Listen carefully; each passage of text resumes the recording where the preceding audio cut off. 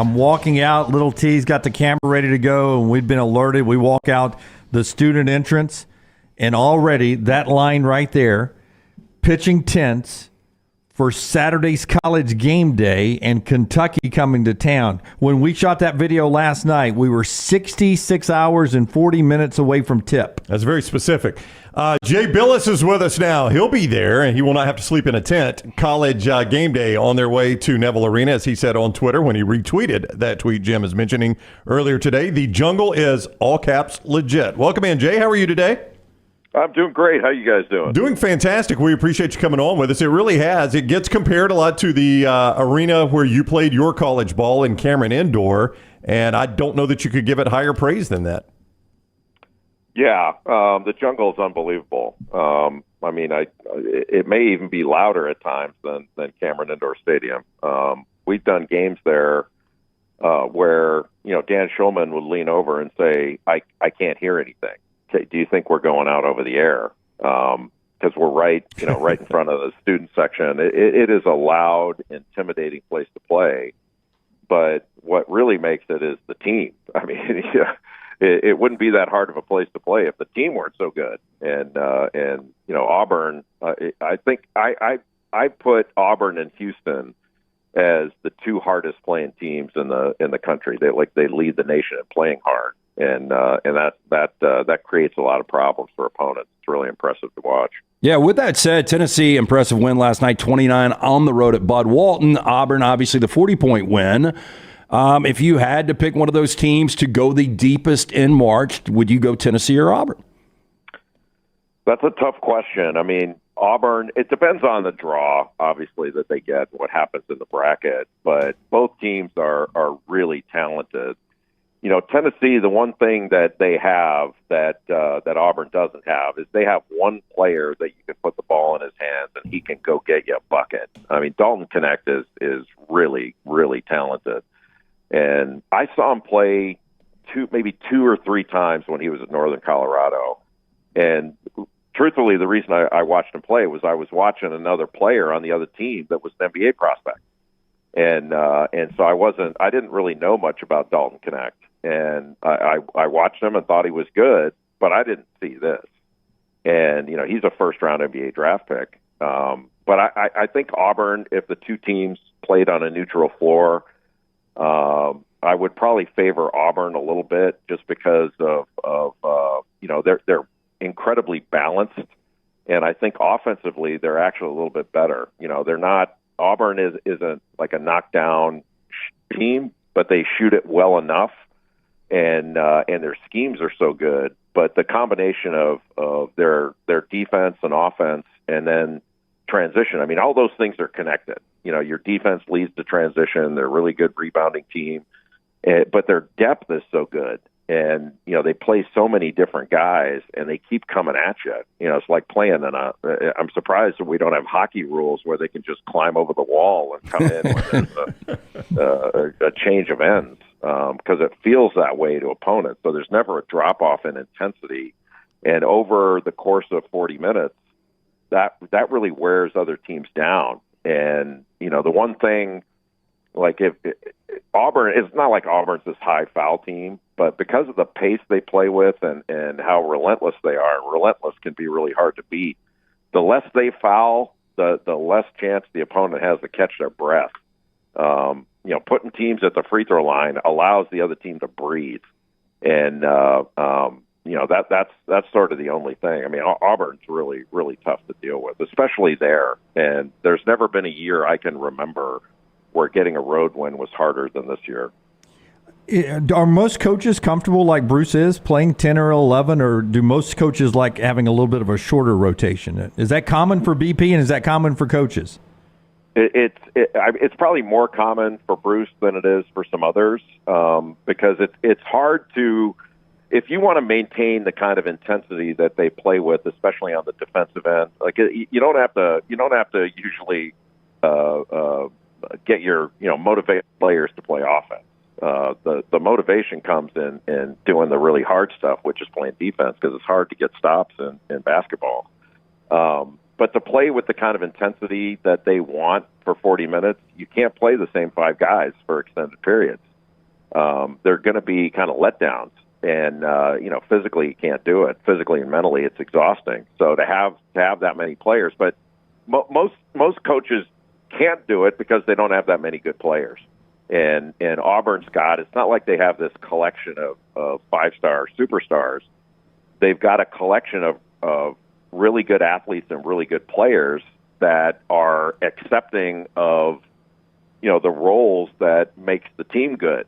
And that it's not that they're role players, because sometimes you say role player and it sounds limiting, like they're a role player because they can't do certain things. My belief is that Auburn has roles, but they're what the player accepts that the team is asking them to do to be the best they can be. I don't know if that makes sense, Yes. but it's not a limiting thing. But when you can bring in different players that have different strengths and they play to those strengths together, it's a really powerful thing. And there's never a drop off. It may happen in a particular game. Nobody's at their best all the time, but there's no drop off in intensity generally with Auburn. And same thing with Houston. And that relentless thing wears other teams down mentally. And that leads to additional wins, in my view. I think that does happen. Anytime one of the coaching pearls comes on this show, or Nate Oats, or Andy Kennedy, or Bucky McMillan, I think almost every interview, Ken Pom gets mentioned at some point. So we're aware, Jay, of what the numbers say about Alabama's defense and the unlikely nature, or the unlikely scenario that they win a national championship with that defensive efficiency. When you watch Alabama, does it match what Ken Pom and all the experts seem to think about their defense? Well, I mean, you have to be a little bit careful with some of the analytics. What the analytics tell you is what a team has done. It doesn't tell you what the team's capable of. So Alabama's offense is top 3 or whatever it is, and they can score points in a hurry. Their defense is probably ranked 50 or 60 spots below their offense, maybe a little bit more. But really through February to the end of the season, say they take a 15% jump. The question is, how does it trend from here? And they're not going to be Auburn or Houston. That they're not going to reach that level defensively. But if they trend toward it and are rising as they get to the postseason, they can win this thing. They're good enough. And I tend to think this year, especially, you better be able to score to win it. It's not that you can give points away or trade baskets, but you better be able to score. You're not going to pitch shutouts every game in the tournament. You got to put points up, and Alabama can do that. But, there are a bunch of coaches out there that are kind of will say, I don't pay attention to analytics. Kind of analytics guys, everybody's wearing, Coke bottle glasses and doing it. They're really important because they tell the story. Like, I like to be able to see it and then have the numbers back it up.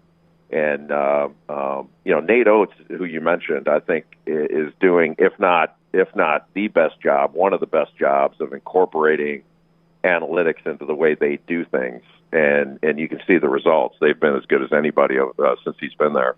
Jay, the Kenny Payne era in Louisville has been a disaster. I guess that's putting it nicely. 12-45 in his second year overall right now. And I think both of these in-state coaches, Nate Oats and Bruce Pearl, are going to be names on a short list if, in fact, there is a move that is made at Louisville.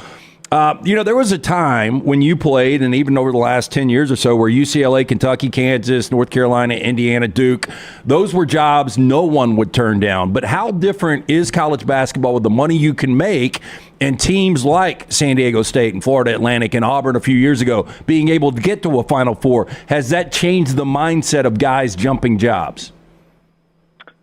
Maybe a little bit, but I do think, like when you mentioned Florida Atlantic or San Diego State, all that, those are good programs, and I think, can they do that again? Yes.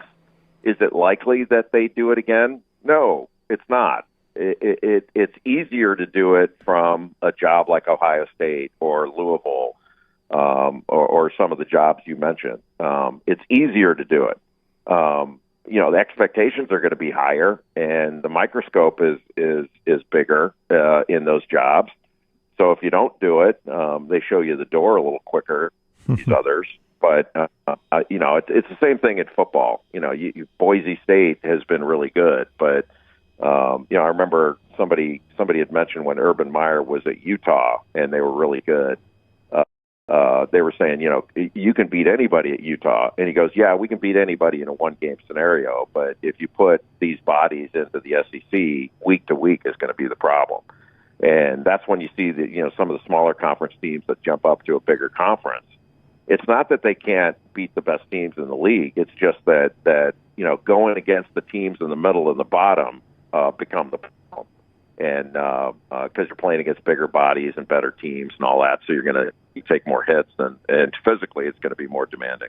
Doors for game day open at 9 a.m. down at Neville this Saturday morning in the Kentucky game. Jay will be part of that broadcast. Before you get out of here, man, Samford and Bucky McMillan here in our town.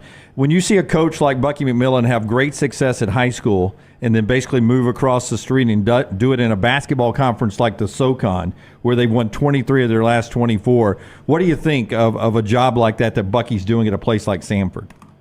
It's great. I think the best thing about it, and similar with Josh Schertz at Indiana State, who came from Division II, or going back to Wisconsin when Bo Ryan was there. He was a Division, I can't remember if it's Division II or Division III at Wisconsin Platteville, where he won national championships. You tend to think that major college jobs, you go with a guy who's had major college assistant experience or something like that. It can seem like a closed community. That coaching, great coaches don't have level. Whether you're coaching in high school, some of the best coaches I've ever come across are high school coaches. It doesn't know a level, and so I think it makes it hopefully eye-opening for ADs and search firms that there are really good coaches out there that you need to be aware of. It's not often you're going to be able to walk across the street from high school into college and get a job. Some of that, is good fortune, but it shows that you don't have to take a certain route in order to make it in the business.